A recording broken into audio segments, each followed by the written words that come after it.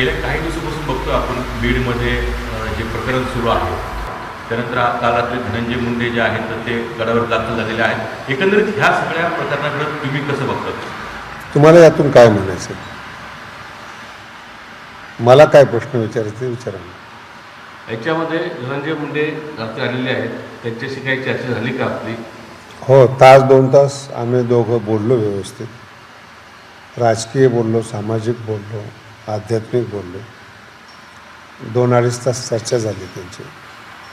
त्यांच्या मानसिकतेचा आढावा घेतला मी आणि सगळं समजून घेतल्यानंतर मला असं जाणवलं की कारण की इतक्या वर्षापासून तो जवळ आहे, गोपीनाथरावांचा पुतण्या आहेत, सगळ्या नेत्याबरोबर तो राहिलेला आहे आणि त्याची पार्श्वभूमी ही गुन्हेगाराची नाहीच आहे.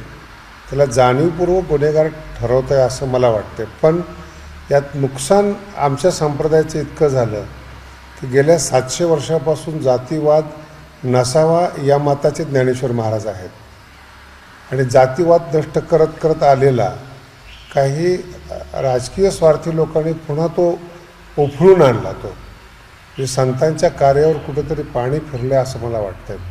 जाती सलोखा नष्ट होत चाललेला आहे असं वाटतं. याच्यामध्ये या सगळ्या प्रकरणामध्ये अशी चर्चा होती की भगवानगड धनंजय मुंडेच्या पाठीशी आहे का, अशी चर्चा भक्कम पाठीमागे आहेत. केवळ पाठीमागे नाही येतो, भक्कमपणे पाठीमागे आहेत. 2 भाग आहेत त्याचे. जे गुन्हेगार असतील त्याचा शोध चालू आहे. मला अजूनही मीडियाला एक विचारावंसं वाटतं की ज्या लोकांनी हे प्रकरण केलं, निगडून हत्या केली, त्यांची मानसिकता का बिघडली ही मीडियाने का नाही दाखवलं? कारण की अगोदर त्यांना जी मारहाण झालेली आहे ते पण दखल घेण्याजोगी आहे असं मला वाटतं. आणि तो त्यांच्या गावातला बैठकीतला विषय आहे. त्याला सेन्सिटिव्ह विषयाला राजकीय हवा देऊन सामाजिक सलोखा बिघडला असं मला वाटतं. यातून तो त्यांचा गावाचा मुद्दा आहे तो. आणि खंडणीवर जगणारे हे नेते नाहीत ना ज्याच्यावर मीडिया आज आक्षेप करतो. गेल्या 53 दिवस झाले तुम्ही मीडिया ट्रायल चालवलेत. त्याच्यामध्ये धनंजय मुंडे खंडणी करून जगणारा माणूस किंवा गुन्हेगार नाही आहे ना. त्याला तुम्ही कायमस्वरूपी हेच ठरवताय ना तुम्ही. त्याची पार्श्वभूमी ती नाही आहे ना.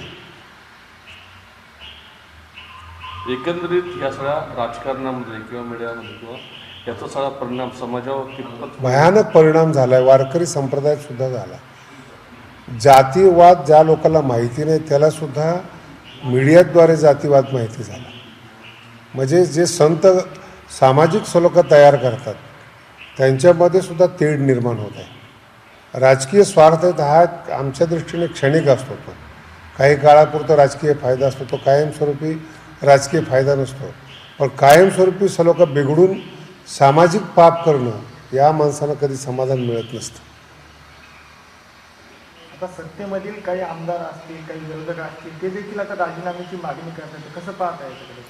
तो त्यांचा खाजगी विषय आहे. मी सामाजिक स्तरावर तुम्हाला बोलतो.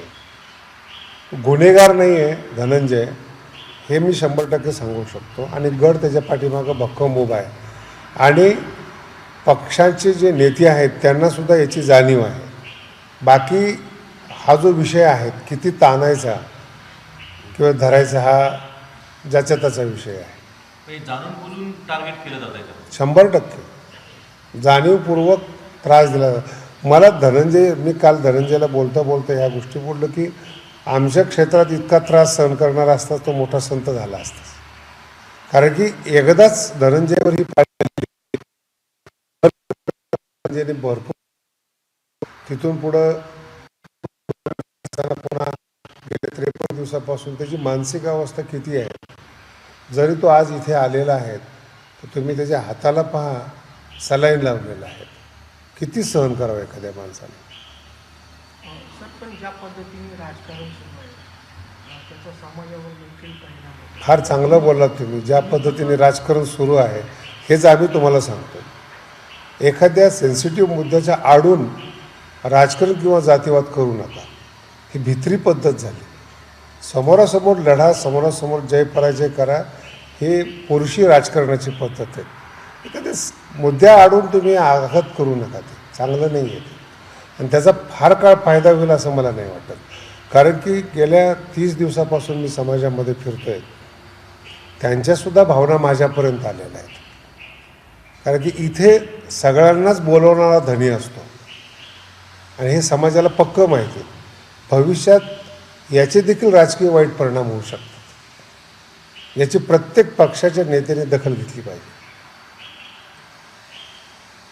ज्या पद्धतीने आता दोन समाजामध्ये किंवा सामाजिक स्वास्थ्य जे आहे तर ते बिघडतं, तर अशी जर राजकारण सुरू राहिलं तर येणाऱ्या काळात कशी परिस्थिती? मला सुद्धा याच्यामध्ये असं वाटतं की मीडियाने सहकार्य करून जातीय सलोखा संत ज्याप्रमाणे समाप्त करतात तसं मीडियाने देखील याच्यात सहकार्य करावं आणि जातीय सलोखा बिघडू नये याची दक्षता घ्यावी. तुम्ही काही आव्हान कराल का? यात आव्हान करण्यासारखं काय आहे? फक्त जे नेते आहेत ज्यांच्या हातात, माझं फार प्रसिद्ध वाक्य आहे, डॉक्टर, नेते, गुरु आणि वकील चांगलं मिळालं तर माणसाचं कल्याण होतं. याच्यात एक जरी माणूस चुकीचा मिळाला तर तुमचं आयुष्य उद्ध्वस्त होतं. तसं सामाजिक आयुष्य हे चांगल्या नेतृत्वामध्ये आहे. जेवढं नेतृत्व चांगलं असेल समाज स्वस्थ असेल. विकृत नेतृत्व समाजाला कधीही खड्ड्यात नेणारं असतं. तर नामदेव शास्त्रींकडून धनंजय मुंडे यांची थेट पाठराखण करण्यात आली आहे. धनंजय मुंडे हे गडावरती आल्याच्या नंतर त्यांची एकूणच मानसिकता जाणून घेतली. जातीय सलोखा कायम राखण्यासाठी सहकार्य करा असंही नामदेव शास्त्रींनी म्हटलंय आणि संवेदनशील मुद्द्यावरून राजकारण करणं ही भित्री पद्धत असल्याचं सुद्धा त्यांनी सांगितलंय. तर जाणीवपूर्वकपणे धनंजय मुंडे यांना या प्रकरणामध्ये गोवलं जातंय असा त्यांचा आरोपही आहे. जाणीवपूर्वक धनंजय मुंडे यांना त्रास दिला जातोय असं म्हणत नामदेव शास्त्री यांनी त्यांची पाठराखण केली आहे. एबीपी माझा, उघडा डोळे बघा नीट.